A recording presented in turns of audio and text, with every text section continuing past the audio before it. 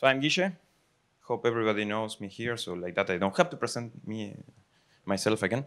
I wanted actually, so I call this presentation Software Architecture Stories.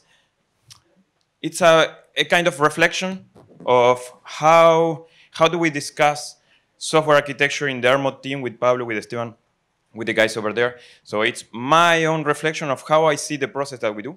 And the idea is to see a couple of examples on how do we think about this stuff and how does it work in our minds a bit. So don't bash at me. Maybe there's some things that you don't agree with, so we can discuss later. So it's okay.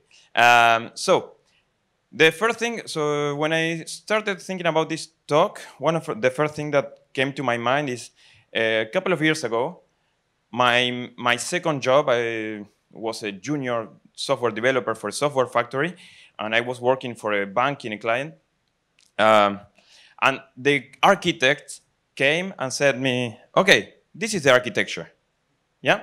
So I don't know how many people saw this. And he told me, okay, this scales. I never saw a benchmark, but this scales. Actually, we had a lot of performance problems, but I was the junior developer there, you know. So the thing is that every time that I see one of these architectural things, I think about this. So it looks like Lego bricks. I don't know. I don't know what I can learn from this stuff. So yeah, you separate the data from the business logic, and then, okay, this kind of structure, I can see some stuff going on there, but okay, what can I learn from this? So one of the things that I learned from this, actually from the bricks, is that the Lego system is something really cool. No, really. Actually, one of the really interesting things about the Lego system, everybody manipulated the Lego, I imagine, yeah.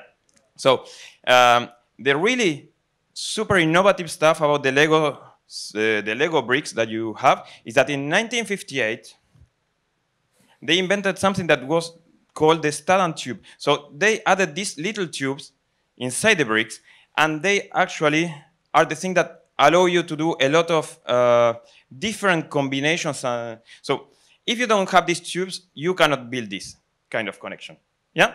So the thing is that with this system, with 6 equal bricks, you can have over 1,000 million combinations. So and that was really interesting. So I don't think that I can apply the Lego system here. So I cannot combine it so well. So that, for sure. But okay, so I keep continuing thinking about this. So this connection stuff, yeah. And one of the things that come to my mind all the time when I am in the RMoD team, we have a lot of students coming over, and every time that I have a third-year student that doesn't have so much experience, is that I have to give him this book. Okay, come on, read this. Okay, do you know what is a state pattern? No. Okay, so read this and then we can discuss. And then I read this book 10 years ago. I was in my early 20s, so I read it while I was in the university and working too. So I really liked it at the moment. Right now, actually, I think it's a bit dry because I extracted a lot of things from it. I extracted all the juice. So okay, I drank all the juice. So it's not there anymore. The thing is, there are a lot of things to learn from this book that are between lines. So the question that actually the thing that happens is that every time that I ask a student that just learned the pattern, it happened to me too, probably to many of you too, is that, okay, you learn the strategy pattern, yes. Now, you put it everywhere. So, and you learn the state pattern, and you say, I have a state thing, and I can put it here. Now, the problem with this approach is that I heard a lot of people saying, for example, no, but this is not a state pattern because it is stateless. It doesn't have state in the state objects. So, and I said, I don't care. To me, it's an object that represents a state. So, to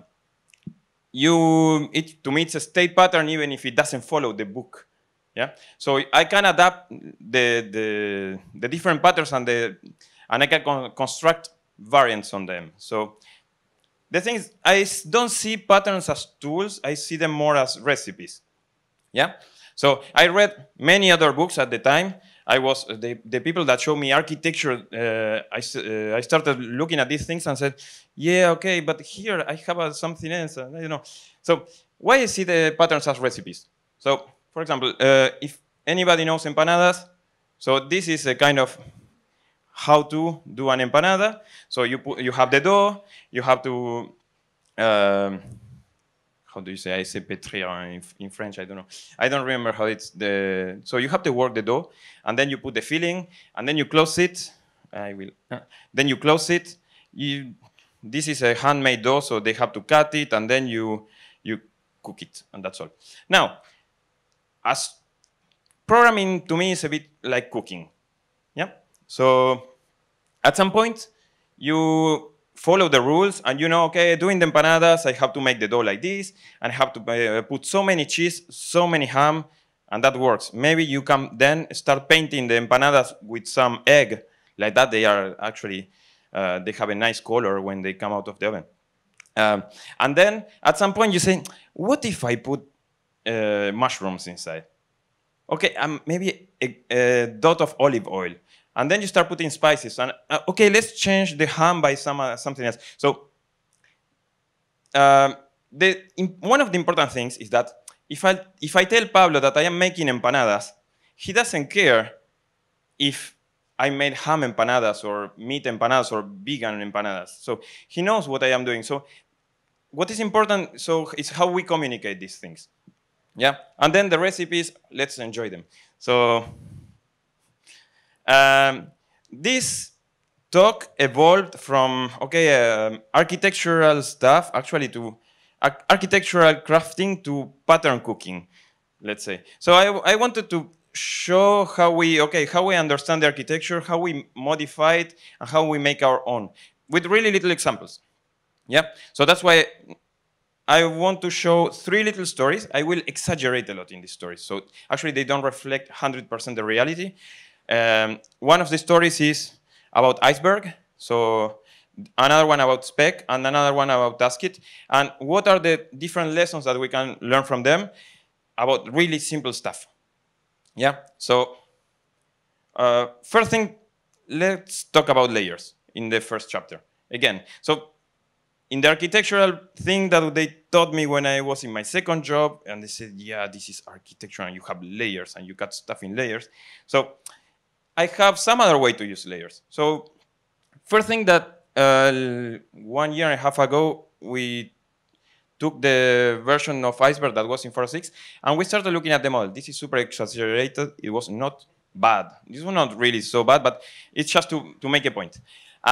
So we had in Iceberg this kind of different elements. So we have, for example, the working copy. We had a commit representation of Iceberg. We have a branch representation. And we had also the libgit, which is the library that allows us to access Git, representation of a commit. And then we had Monticello versions too, and we had to make them work all together. So the thing is that at some point when you were reading the code around here, when you read the word commit in a variable, you didn't know if you were talking about this commit, or this commit, because this is a commit too. So it was really complicated to understand the code at some point. So one of the things, we started dividing the code in parts. So passing the machete, as we say. Yes, so we started cutting stuff. And we came out with a kind of division that looked like this. Yeah, so we had high-level objects that are meant for the user. These objects are what you see in the public API. It's what the people use where all the tools are plugged. And then we have what we call the backend. So this is completely hidden from the user, and you don't care. So if you are using this, you don't care about this. This is for our implementation.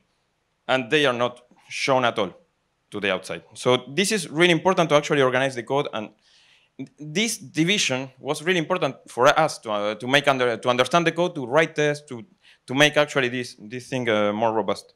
The thing is that as soon as you have this, you can start looking at how you can reorganize also the connections. of these things. So, and we saw that actually it was super healthy to move. It was, no, okay. So it was super healthy actually to see that the connections for us, we could actually make them go in a single direction. So try to avoid, for example, relations from this guy to this guy, because that was overcomplicating the thing. So, and this line was the one that actually drew this separation. So this line at first, it was in our minds, then it was in the package structure. The tests, we have different tests for this thing and this thing. So this kind of starts off refining an architecture, but we have to think about it and we have to understand that this line exists and is there. So we are kind of layering also, but here we are layering actually by separate levels of abstraction. We are not layering by data or not data, business logic, blah, blah, blah, or client or backend or UI. So this is, okay, this is high level and this is low level. I built nicer stuff on top of this other lower level stuff. Now, the other thing that happens when we started to separate this kind of, we had this kind of layering, is that, okay, this also worked as a barrier. So we had to actually start to control what was going on between these things, because if at this point, now that we are organizing this, one of the things that we can think about, for example, what happens if this commit breaks? I break the implementation of the Git commit. So this actually will directly impact on a lot of different entities if my organization of the code is reflected as this. So we can now think about how these things are connected and, for example, realize that we want to minimize these kind of connections. So to go to something maybe like this. Because if this guy breaks, yeah, everything will also break, but fixing this only relationship here will suffice to actually fix the entire thing. And the code is not spread all over the code base. So one of the other things that we learned here is that, okay, we want to, with pointer. We wanted also to isolate the points where the messages were passing. So this, you can relate it to, there are a lot of ways to extrapolate this to, also when you're doing remoting stuff and so on. I keep it for iceberg right now, but, so the thing is that, okay, we show how we can think about this layering stuff and what are things that we can, layers to me are useful to think about not only the structural part, but also how the things interconnect. And this is super important. And also it can separate different abstraction layers. So what is easier to use or more difficult to use and so on. So sometimes the things that we have several layers. Yeah. So this gets us to the Spec example that I want to show. So everybody knows Spec already. I think that you saw many presentations about it. In Spec, we have three main kind of components. Yeah. So we have the presenters, which is the UI element that the user describes. Here is where you actually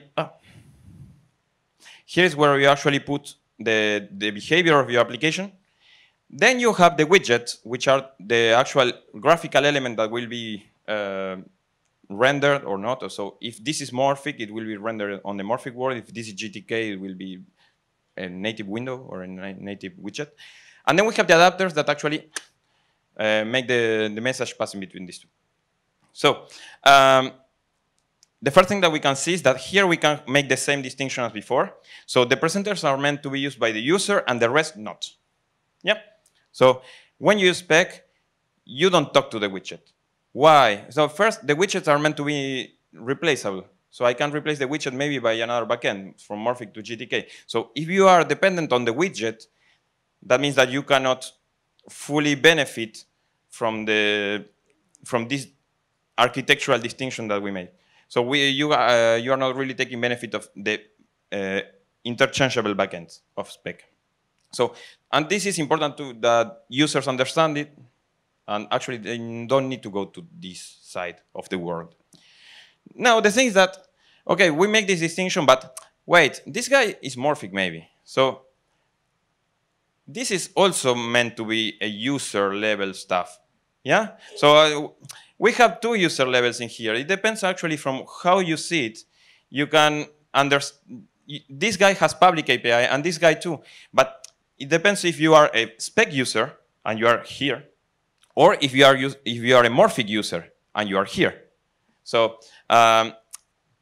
it's this actually, one of the things that I would like to show here. So first, yeah, this is a client, but the most important thing in here is this arrow here. Because you don't want your morphic widget depend on the backend of Spec, on the adapter of Spec. Blah, blah. Because otherwise, morphic cannot be used on its own. And you want morphic still to be usable on its own independently of Spec. So you want to decouple that and maybe make it an event, something that is loose coupled. Yeah? So this is kind of what it looks like. Actually, yeah.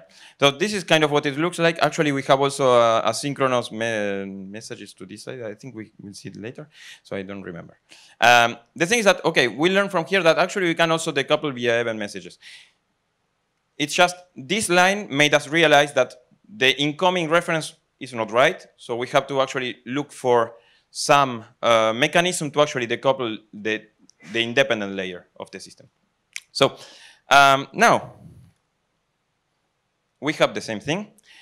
There is another thing that we can think about in here, which is, why don't you appear? Here. Okay, so which is actually we can draw this line also, which is similar to this one, but the components from Spec point of view, the components on the left of the blue line are stateful. You put the state of your application in here. On the right side of this line, the components are transient. That means that actually we can discard them at any point and rebuild your application, rebuild your UI, but we need the state to be here to be able to do that. The thing, one of the interesting things is that as soon as you draw this line and you put these names in here, for example, Esteban started to tell me, yeah, you don't want to put this line in here. Maybe you want to put it in the middle of the adapter. I don't know. But you can actually start discussing about really higher level stuff and other kind of, you can have really nice design conversations by just drawing a line. And that is, we don't do hard UML, formal UML, or we just draw this kind of stuff on the blackboard and start discussing, okay, where do I put the line? What do I do? How does it send a message? And so on. And since, actually, we have this stateful transient difference in here, if these guys can be discarded, that means that the presenter doesn't need to actually have a hard pointer on the adapter. So it needs also to be loosely coupled to it. So this is how actually we discuss and we take decisions. So here what we see is that we are using also layers to separate state management. So that's it. So it's a different way to think about layers, that's all. So the final thing that I wanted to show, I'm already in 19 minutes. So is that separate components only, they shall not. So it's written in Yoda style, sorry.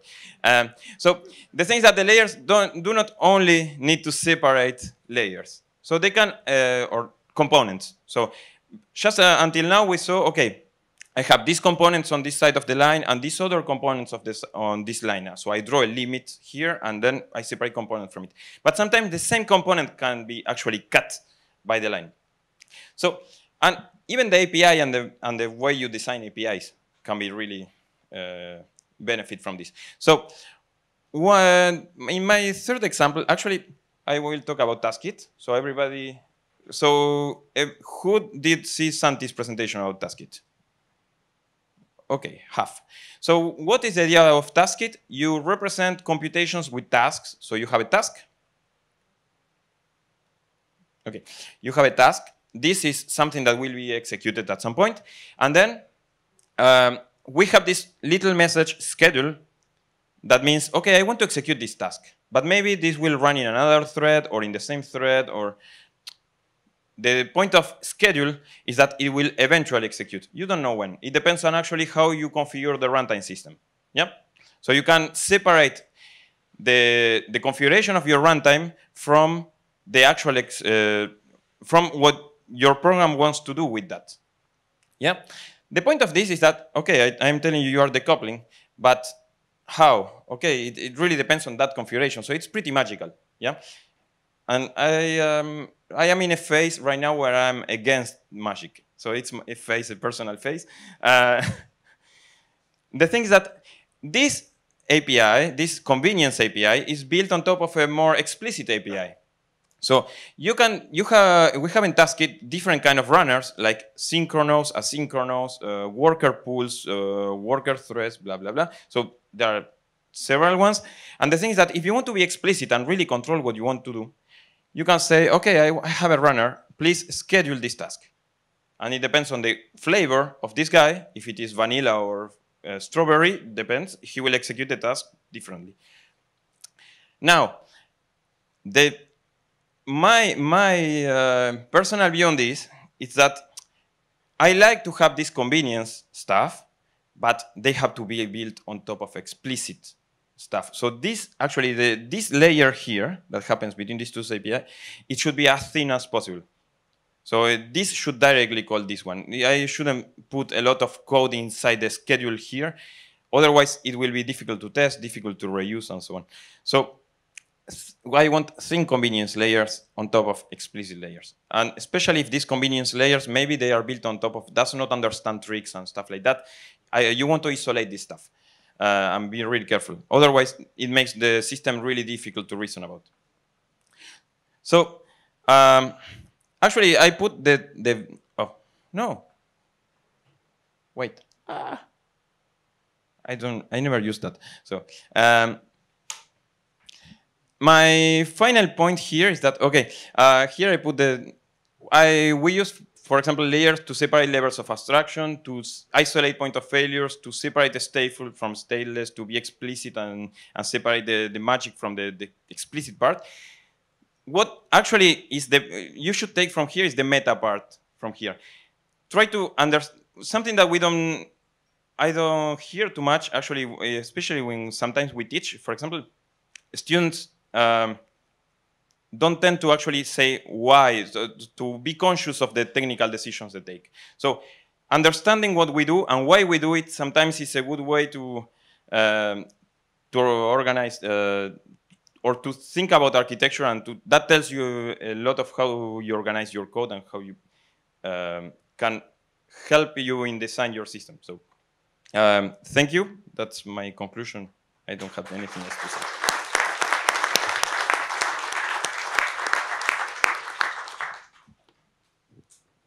Yes? One question. When you're talking about making things explicit, I also think that it should be explicitly exercised and validated that these architectural constraints are actually held in your model, in your application. How do you deal with that? Is it something that you just do in code reviews and so on, or do you have actual tests which validate that certain properties are upheld in an API? It depends. So for example, Taskit provides you both, but in Taskit, there should be no code inside Taskit that uses the convenience layer. That the convenience layer is for the user. Now, we didn't build any, for example, a lean rule for the user, but so to tell, actually to warn, for example, but it can be built. I think, I used to build little lean rules, for example, when I did it for Iceberg when he was using run libgit, because you have to be really careful when you are managing resources. So I had some kind of architectural rule that was actually detecting that kind of stuff. But as everything, you apply criteria because the time is finite. So you cannot do everything. Okay. But yes. So thank you.